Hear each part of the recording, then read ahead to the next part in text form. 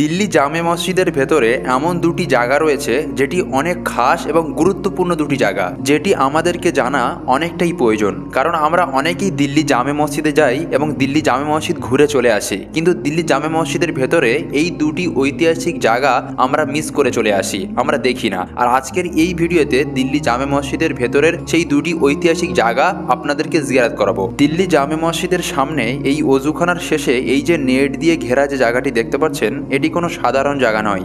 এই নেট দিয়ে ঘেরা জায়গার মধ্যে রয়েছে একটি ঐতিহাসিক পুরানো গল্প বা ইতিহাস। শোনা যায় আজ থেকে নাকি 370 বছর আগে 1656 খ্রিস্টাব্দে সুলতান শাহজাহান একদিন রাতে তিনি স্বপ্নই দেখছেন যে রাসূল পাক সাল্লাল্লাহু আলাইহি ওয়াসাল্লাম তিনি এই জামে মসজিদে আসেন এবং এই জায়গায় বসে রাসূল পাক সাল্লাল্লাহু আলাইহি ওয়াসাল্লাম তিনি ওযু করেন এবং এই মসজিদে তিনি নামাজ আদায় করেন। এবং সুলতান শাহজাহান তিনি যখন স্বপ্ন থেকে বেদার হলেন, তিনি সঙ্গে সঙ্গে নিজের ঘোড়া বার করে এই মসজিদে যখন এসে প্রবেশ করলেন, তা তিনি দেখলেন দুটি পায়ের ছাপ, অর্থাৎ যখন ওযু করলে যে পায়ের ছাপ পড়ে ঠিক এই জায়গাটাই দুটি পায়ের ছাপ রয়েছে। তখন সুলতান শাহজাহান তিনি বুঝতে পারেন যে আমি যে স্বপ্ন দেখেছি রাসূল পাক সাল্লাল্লাহু আলাইহি ওয়াসাল্লাম এখানে এসেছেন, এটাই হলো সত্য। তারপর থেকে সুলতান শাহজাহান এই পবিত্র জায়গাটিকে তিনি ঘিরে দেন, যা আজও পর্যন্ত এই জায়গাটি ঘেরা অবস্থায় রয়েছে। আর এই ওযুখানার ঠিক পাশেই রয়েছে আরও একটি ঐতিহাসিক এবং গুরুত্বপূর্ণ জায়গা। এই যে ভিডিওতে আপনারা এখন দেখতে পাচ্ছেন একটি সাদা কালার রুম, এই রুমের মধ্যে রয়েছে আমার রাসূল পাক সাল্লাল্লাহু আলাইহি ওয়াসাল্লামের জুলফে মুবারক এবং হুজুর মাওলা আলী রাদিয়াল্লাহু তাআলা আনহুর হাতের লেখা কোরআন শরীফ এবং